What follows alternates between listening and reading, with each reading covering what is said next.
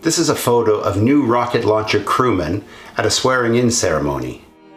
For Nebelwerfer Regiment 51, the beginning of the German invasion of Soviet Russia was somewhat uneventful. In part 2 of this private footage series, we'll see their advance towards and then entering of the city of Minsk.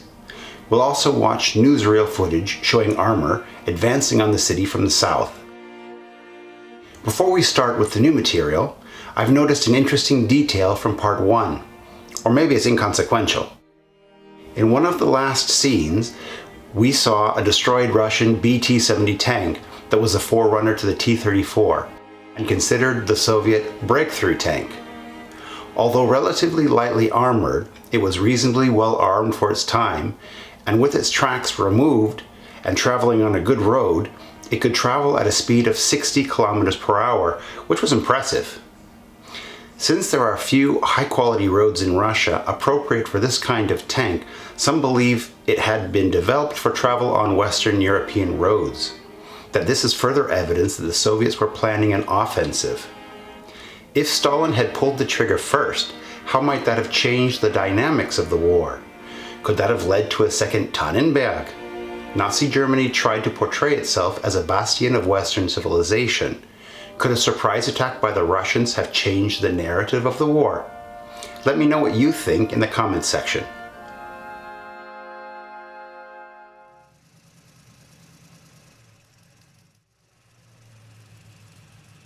Just before entering the Lithuanian city Vilna, Regiment 51 was ordered to change directions towards the southeast to take part in the attack on Minsk, with the intention of cutting off the Russian army under the command of Timoshenkov.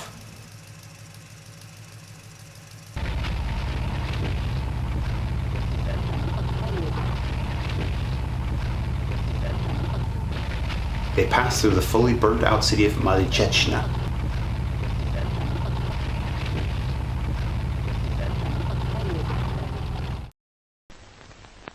In the meantime, after taking the city of Grodno, armored units from Army Group Center pushed forwards towards Minsk.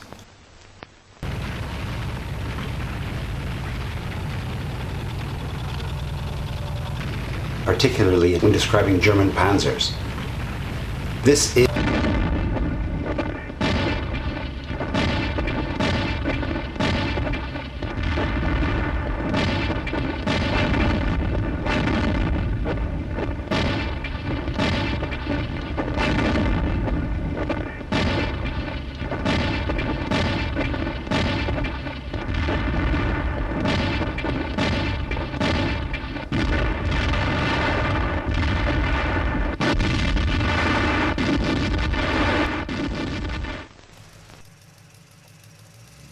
On June 29th, Regiment 51 finally caught up with the 20th Panzer Division on the Moscow highway outside of Minsk.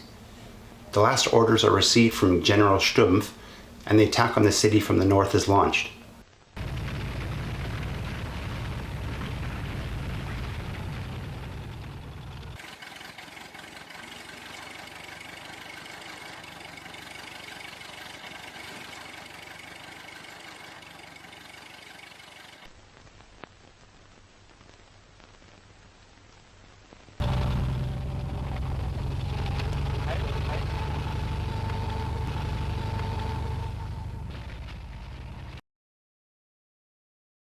This is an original situational map of German units on the Eastern Front from June 29th of 1941.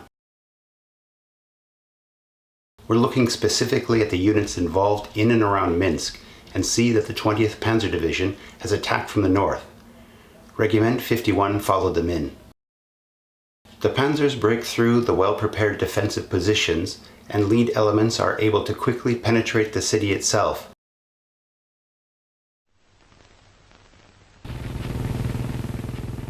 However, rings of Soviet anti-tank guns, mines, and tanks do significant damage to the German armor.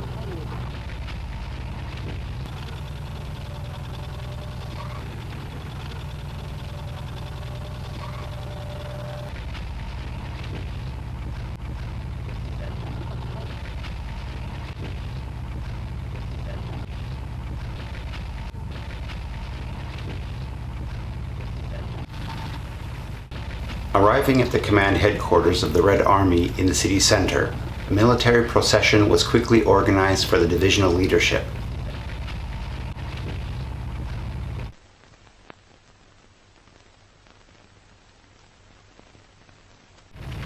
Tanks that were meant to go south to help stabilize the sector and support the 18th Panzer Division enter from that direction mistakenly took part in the military parade. This left the largely burnt-out suburbs vulnerable, allowing the Soviets time to regroup and led to heavy urban warfare that probably could have been avoided.